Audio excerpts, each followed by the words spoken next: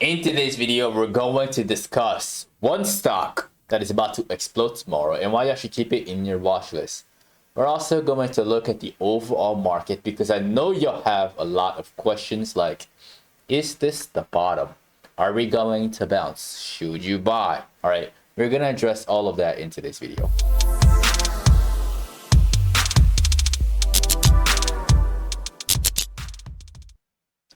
Y'all, let's dive into the charts right off the bat. We got the the mic is working. All right, we got the Nasdaq futures, and so far things are looking a little bit positive, just a little bit positive. All right, up by 0.70 for the Nasdaq and up by 0.4 for the SPY and the Dow Jones respectively.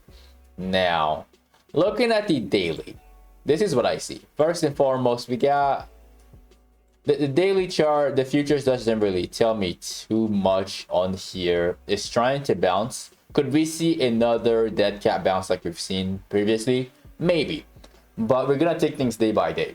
All right. So best case scenario right now, we see an easy, steady push to the 9 SMA at around like 19,600. And then Tuesday and Wednesday, we will get there when we get there. Okay, we'll get there when we get there. All right. A lot of stocks are reporting earnings, including tech stocks, oil.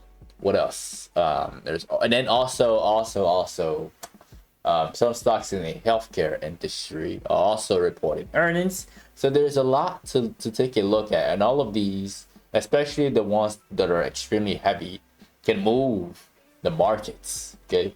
But as of tomorrow, I am leaning bullish now. I wasn't really sure which way we were going to go on Friday. I thought everything looked kind of sus. And also looking at the VIX. The VIX is looking like that right now. This is looking like an evening star, right? And when I zoom in closely, there is actually a bullish pennant on the VIX, which could actually break down and could turn very, very bearish really soon.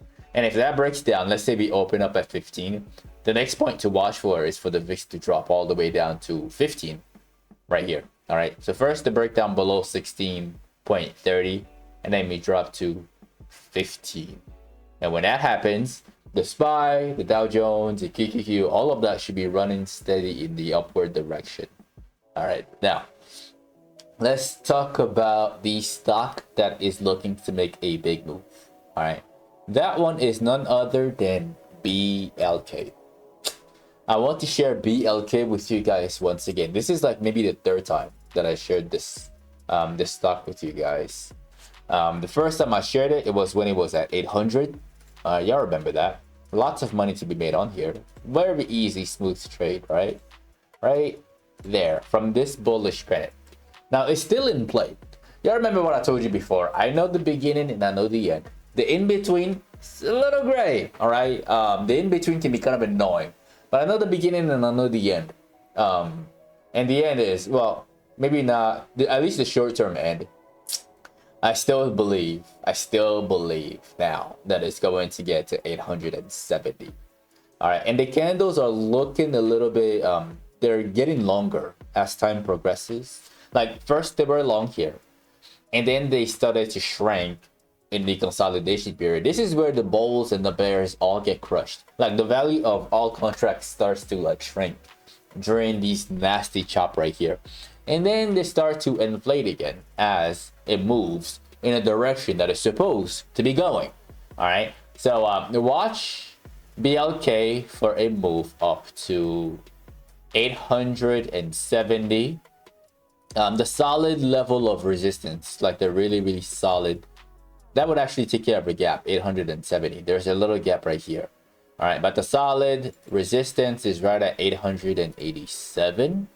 The stock could actually surprise us and push that high. It could surprise us and push that high tomorrow. It could. All right, so yeah, that's my thoughts on this one. Now let's discuss. Let's discuss one stock that's reporting earnings tomorrow. McDonald's. we gotta address it. Now, McDonald's, this one first and foremost, it's been down since the beginning of the year, from the highs of 300 all the way down to 250. As you can see, it's trying to bounce at 250. It tried like 3-4 times already, and earnings is around the corner, and I believe they're reporting earnings tomorrow morning. All right, so we want to trade in the direction of the reaction.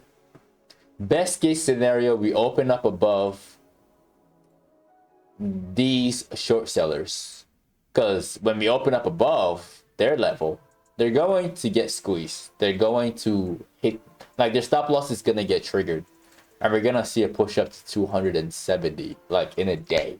All right, so just watch out for that. Set your alerts at 260. All right, and set another alert at 245, just in case he wants to be bearish. Again, holding anything through earnings is 150% gambling, like I always tell y'all on this channel. So trading the reaction is the best way to approach this thing. This will be a surprise to all of us. I'm not in it. Again, I told y'all I hate gambling through earnings. It has to be really, really, really good. Like, the structure prior to earnings has to be like spot on, spotless, before I even think about putting in $1 in it. All right, it has to be clean. And right now I see absolutely nothing. It's just trading at support, which is never really a guarantee, because it can always tank down to the other support right down here at 220. All right, and that cannot be ignored. It just can't be ignored. So like I said, this is gonna be a surprise for all of us. Now, the next one to discuss, we're gonna do a little update on Thursday stock, which was, let's go on the 1 minute. Let's check out Dell. All right, and with Dell, clear. Yep. Now with Dell, it looks like Dell didn't really fall as much as I thought it should the next day, unfortunately. All right, so it had a structure on there, which was what I was looking for. Disclaimer, I bought puts on there, yes, and I lost money on it. Unfortunately, I lost like 1.6k on it. All right, so my intentions was to buy puts after seeing a very clean structure right there, and to sell it way down here, but the market gapped up, and I ended up getting rid of my puts when it retested 213. I took a loss on there. I wasn't patient enough to take like a smaller loss down here, right? Like I told you before, these structures can be really generous. So if I was really patient and waited all the way down to the price that I actually got in, I could have maybe even broken even down here. All right, but again, I'm not perfect. Sometimes I get impatient. Sometimes I wouldn't call this a mistake. I'm just trading based off of rules and what have worked for me in the past. 9 times out of 10, I see a structure like this, I'm taking a trade. All right, I'm not, and then I manage it afterwards. All right, risk management, people. Risk management. Now, is it going to collapse still? I don't. Looking at the futures are up right now, so I doubt it. I doubt that it's going to actually fall below 111.6. I doubt that. I think it's gonna keep chopping some more. Like, overall, it dropped by quite some time, so maybe shorting it was a bit greedy on my part. Maybe I was being greedy, who knows. All right, but there is ON, which is reporting earnings. And if you don't know what ON is, yeah, it's ON Semiconductor Co. So this is the semiconductor space. It's reporting earnings before the market opens. So if this one is negative, maybe it could drag down all of the semiconductor stocks, and they could open really low tomorrow. They could. All right, but then again, the reaction is a surprise to all of us, like I said previously. Now, let's address some of you guys' questions. Just one stock that somebody asked me to discuss is Nike. And Nike, ever since it had that bear flag right here prior to earnings, has been slowly trickling down. This doesn't surprise me at all. especially after a big drop like that. You're supposed to wait for months, like 2 or 3 months before this thing actually starts to pick up. I'm slowly tracking it down with my alert right here.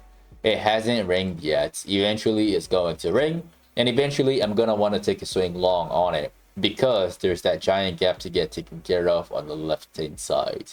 But as of right now, I would just say be patient. Could it go lower? Maybe. All right. The trend on this is looking like that. So I think it's just going to follow the line until that alert rings. All right. So be patient. Be patient. The candles are small, which doesn't make me want to trade it. I want to see structure on it, which I don't see right now. So you're just gonna have to wait.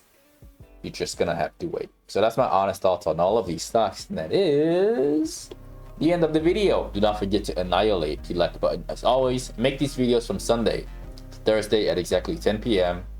Eastern time. So definitely click on that subscribe button and click on that notification bell. That way you don't miss out on future uploads. If you'd like to be part of a private Discord community, we can get all of this information in real time as I see them. You can find that as the first link in the description of the video below. Don't forget to follow my social media at Paul and Guman at Patternology Lab on Instagram and on X. And lastly, to get some free stocks with Webull, you can use the third link in the description of the video below. Once again, ladies and gentlemen, this is Patternology Lab, where we trade patterns and patterns only. And I will see all of you in tomorrow night's video.